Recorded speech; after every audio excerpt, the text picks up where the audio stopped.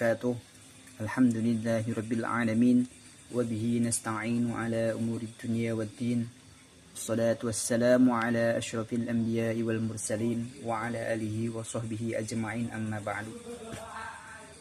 Yang saya hormati Bapak Arif Priyadi LC MAG selaku pengampu mata kuliah studi hadis tematik, dan teman-teman Prodi Ilmu Hadis Angkatan 24 yang saya hormati. Pertama-tama marilah kita panjatkan puji syukur kehadirat Allah Subhanahu wa Ta'ala sehingga kita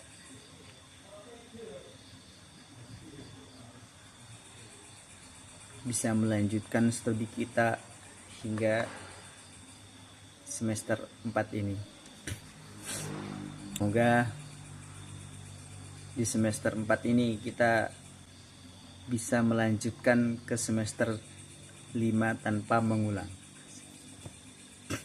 Sholawat beserta salam marilah kita haturkan kepada Nabi kita, yakni Nabi Muhammad Sallallahu Alaihi Wasallam, yang telah membawa kita dari zaman jahiliyah menuju zaman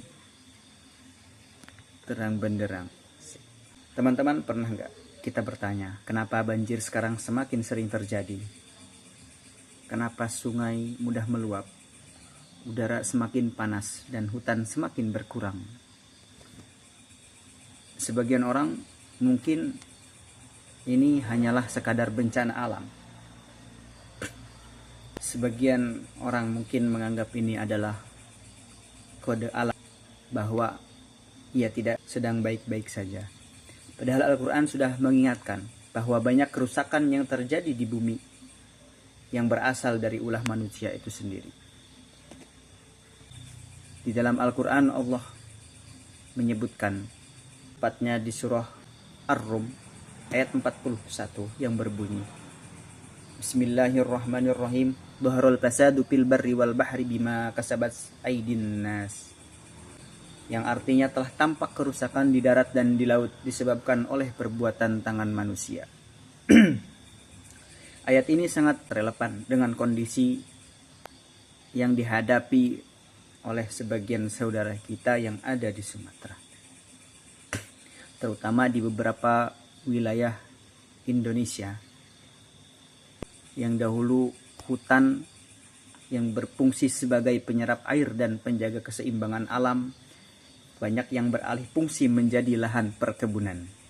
Perlu dipahami bahwa perkebunan sawit memiliki manfaat ekonomi yang besar bagi Indonesia, mulai dari devisa hingga lapangan pekerjaan bagi jutaan masyarakat. Namun persoalan muncul ketika pembukaan lahan dilakukan tanpa memperhatikan kelestarian lingkungan. Ketika pohon-pohon atau hutan ditebang dalam jumlah besar, maka kemampuan tanah menyerap air hujan menurun. Akibatnya saat hujan deras turun, air tidak lagi bertahan dan mudah menyebabkan banjir. Karena itu Islam mengajarkan keseimbangan alam. Maka dari itu harus ada keseimbangan antara pemanfaatan alam dan pelestarian alam.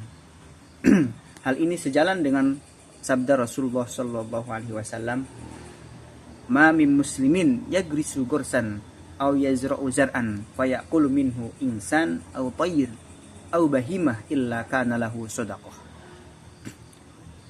Tidaklah seorang muslim menanam pohon ataupun tanaman, kemudian tanaman itu dimakan manusia, burung ataupun hewan, kecuali ia akan menjadi sedekah baginya. Hadis diriwayatkan oleh Bukhari dan Muslim. Bayangkan hanya menanam pohon yang mungkin membutuhkan beberapa menit, ternyata bisa menjadi sedekah yang pahalanya terus mengalir. Selama pohon itu memberi manfaat, selama itu pula pahala terus berjalan. Bahkan Rasulullah SAW juga bersabda, jika hari kiamat terjadi sementara tengah salah satu kalian ada bibit tanaman, maka jika ia mampu menanamnya sebelum kiamat benar-benar terjadi, hendaklah ia menanamnya.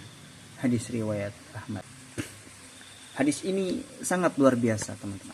Bahkan ketika dunia akan berakhir, Rasulullah Shallallahu Alaihi Wasallam tetap mengajarkan optimisme dan kepedulian terhadap lingkungan. Menjaga lingkungan tidak selalu dimulai dari hal yang besar. Kita bisa memulainya dari langkah sederhana, membuang sampah pada tempatnya, mengurangi penggunaan plastik, menjaga kebersihan sungai, dan menanam pohon di sekitar rumah. Mungkin satu pohon terlihat kecil, tapi jutaan pohon yang ditanam oleh jutaan orang akan memberikan dampak yang sangat besar bagi bumi. Mari kita jadikan ajaran Islam bukan hanya sebagai bacaan, tapi juga sebagai tindakan nyata. Karena menjaga lingkungan bukan hanya tugas pemerintah atau aktivis lingkungan. Akan tetapi tanggung jawab kita semua sebagai khalifah di bumi. Semoga Allah menjadikan kita termasuk orang-orang yang menjaga alam, bukan yang merusaknya. Mungkin itu saja yang saya sampaikan. Semoga kita termasuk orang-orang yang selalu menjaga lingkungan, lalu paham bagaimana menjaga lingkungan dari kerusakan-kerusakan yang dilakukan oleh manusia. Itu saja yang bisa saya sampaikan. Assalamualaikum warahmatullahi wabarakatuh.